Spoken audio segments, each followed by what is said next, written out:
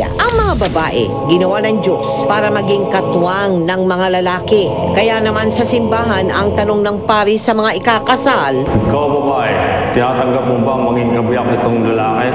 pero paano kung si lalaki ay bakla at si babae naman ay tomboy? Ikaw bakla, tinatanggap mo ba maging kabiyak itong tomboy?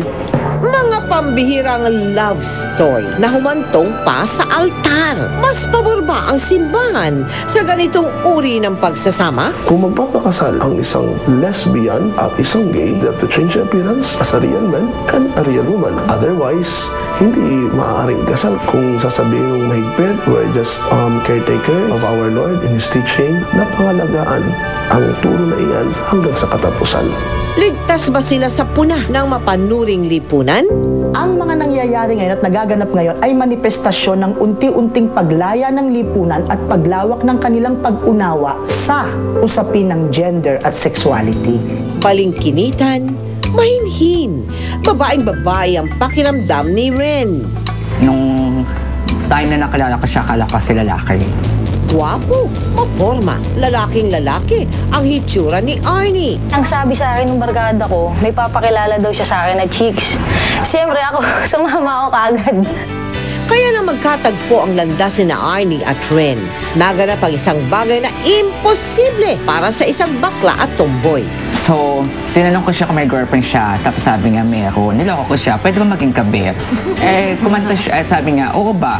Pangarap ni na Ren at Arnie na magkaroon ng sariling anak. Ito ang matinding dahilan kung bakit sila pumasok sa ganitong relasyon. 14 pa lang ako, gusto ko magkaroon ako ng anak. Pero hindi dito. Hindi pumasok sa isip ko na ibang lahi nga, bading sa kanya, ibang lahi. Makalipas ang 2 taong pagsasama, biniyayaan sila ng anak.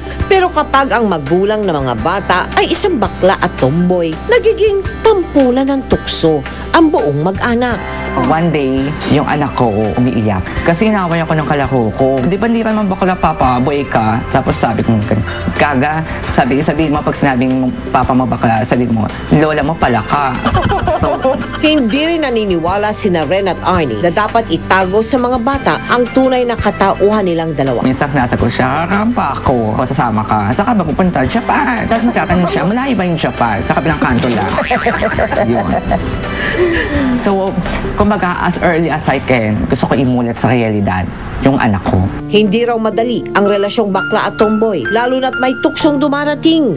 Tulad ng nagkaroon ng girlfriend sila Arnie at iniwan niya ang kanyang pamilya. Kaya masakit siya on my part. Talagang hinahunting namin ng girlfriend niya kasama yung binan ko. Pumasok na sa utak ko na wala rin naman mangyayari. Ito, asawa ko to. For life ko na tong kasama eh. Sa ngayon, sinisikap muli ni na Ren at Arnie na buuin ang kanilang pamilya at pagtibayin ang kanilang pagsasama. Yung sinasabi nila hindi mag-work yun, nasa pag-handle yan ng 2 taong magsasama. Masaya ako kung anong meron kami.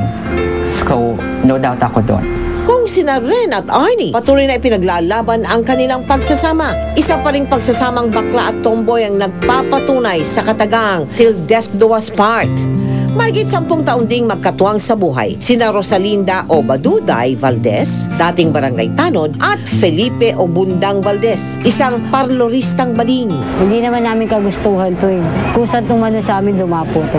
Ngayon, kung kami sasabihan ninyo, bakla tomboy nagsama, tatanggapin namin na panlalait ninyo. Basta kami nagmamahalan kami. Sa kabila ng panlalait sa kanilang relasyon, nagsikap si Bundang na itaguyod ang kanyang pamilya at nagkaroon sila ng sariling pwesto sa Dapitan Arcade. Napakabuting asawa yan, kahit sabihin mo pang bakla siya. Maganda nga ang bahay nila sa Espanya. Ang pagiging bakla at tomboy ay hindi naging hadlang sa pagmamahalan nilang dalawa. Pero dumating ang pinakamalaking pagsubok sa buhay nilang mag-asawa. 3 taon na ang nakakaraan nang binawian ng buhay si Bundang dahil sa atake sa puso. Hanggang ngayon, di ko po talaga matanggap na wala po siya. Sa pigil na gabi-gabi yan, napapaniginipan kung bago kami kakaya mag-ina. Ang isip ko na kay Bundang. Nang nawala si Bundang, unti-unting napilay si Baduday. Hindi na niya nakayanang patakbuhin ang kanilang negosyo. Sa lansangan na lang nakatira si Baduday at ang mga naiwang anak nila ni Bundang. Gaano mang kahirap ang kanilang kasalukuyang buhay, sa mga iniwang alaala ni Bundang, kumukuha ng lakas si Baduday. Siya ang nasa paligid ko. Buhay na buhay pa rin siya. Nagsumpahan pa kami niyan. Kahit sa hanggang sa kamatayan, magsama tayo. Mga Kwento ng pag-ibig ni Bundang at Baduday, Ren at Arnie. Pagpapatunay lang na ang tunay na pagmamahalan ay walang pinipili, lalaki man o babae, bakla man sila at tomboy na nagsama. Yan, syempre, tulad ng ating wish sa lahat nag-iibigan, Paano kaya yun sana kinasal? nga Bakit? Ikaw, babae, sino ba sa inyo? Tinatanggap mo ba itong si lalaki? Sino ba uli sa inyo? Parang magulo yung kasal. Hindi ganon. ganon. Ano ba yung sinasabi ko bago mo ako, pinutuloy sinasabi ko na wala tuloy. Nawala. Ikaw? Nawala yung trend of thought ko. Oo. Ay, ibig sabihin, we wish you. Yan. Silang dalawa? Yes. Siyempre, we wish them Oo. the best in their relationship. Ako naman, ang masasabi ko lang, dun sa lalaki, bruha ka. Iba ka. Huwag ka namang ganyan. Hindi. Joke lang. Magpapamilya eh. Okay lang yun. Magpapatuloy po ang Mel and Joey. Huwag kayong alis dyan. Sino ang lalaki sa Sige.